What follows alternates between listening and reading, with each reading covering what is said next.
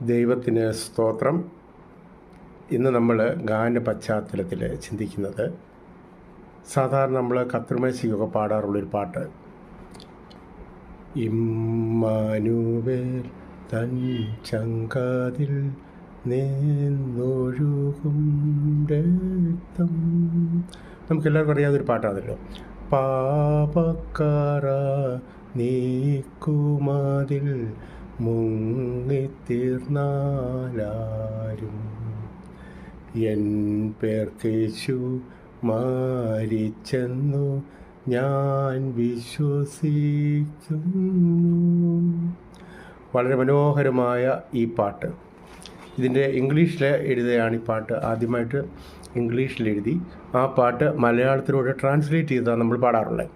ഇംഗ്ലീഷിലെ പാട്ട്, there is A fountain filled with blood drawn from Emmanuel's veins, all sinners plunged beneath the flood, lose all their guilty stains.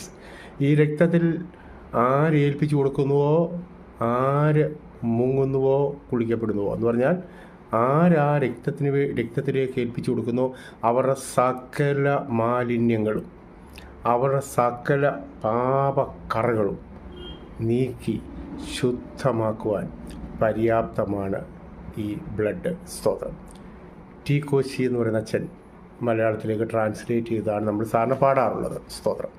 ഈ പാട്ട് എഴുതിയ ആളിനെക്കുറിച്ച് 1731 November 15, അതായത് 1731 18ാം നൂറ്റാണ്ടിൻ്റെ 1/3 സമയമായപ്പോൾ AD 1731 നവംബർ മാസം 15 ഇംഗ്ലണ്ടിൽ ജനിച്ചു. പിതാവ് ഒരു ആംഗ്ലിക്കൻ പുരോഹിതനായിരുന്നു. 6 വയസ്സുള്ളപ്പോൾ അമ്മ മരിച്ചു. അദ്ദേഹത്തിൻ്റെ പേര് കൂപ്പർ, വില്യം കൂപ്പർ എന്ന മാന്യ വ്യക്തിയാണ് ഈ പാട്ട് എഴുതിയത്. കൂപ്പറിന് ഏറ്റവും പ്രിയപ്പെട്ടതായിരുന്നു തൻ്റെ മാതാവ്. ആ ചെറുപ്രായത്തിൽ മരിച്ചെങ്കിലും ആ മാതാവിനെ ഒരിക്കലും മറക്കാൻ കൂപ്പറിന് കഴിയുമായിരുന്നില്ല. അദ്ദേഹം തൻ്റെ പല പുസ്തകങ്ങളും എഴുതിയിട്ടുണ്ട്. എൻ്റെ അമ്മയെ ഓർക്കാത്ത ഒറ്റ ദിവസവും എൻ്റെ ജീവിതത്തിൽ ഇന്ന് വരെ കടന്നുപോയിട്ടില്ല. സ്തോത്രം. അത്ര ബന്ധമായിരുന്നു മാതാവുമായിട്ട് കൂപ്പറിന്. സ്തോത്രം. നോക്കിയേ, ഈ വ്യക്തിയുടെ ജീവിതം വളരെ വിഷമകരമായ ഒരു ജീവിതമായിരുന്നു. അതായത് ഒരു മാനസികമായിട്ടും ശാരീരികമായിട്ടും ബാധിക്കപ്പെട്ട ഒരു വ്യക്തിയായിരുന്നു വില്യം കൂപ്പർ. വെസ്റ്റ് മിനിസ്റ്ററിൽ നിന്ന് നിയമ പഠനമൊക്കെ പാസ്സാക്കി. എന്നാൽ കോടതിയിൽ ബാറിൽ അദ്ദേഹം ജോയിൻ ചെയ്തെങ്കിലും കോടതിയിൽ ഒരു കേസും ബാധിച്ചിട്ടില്ല.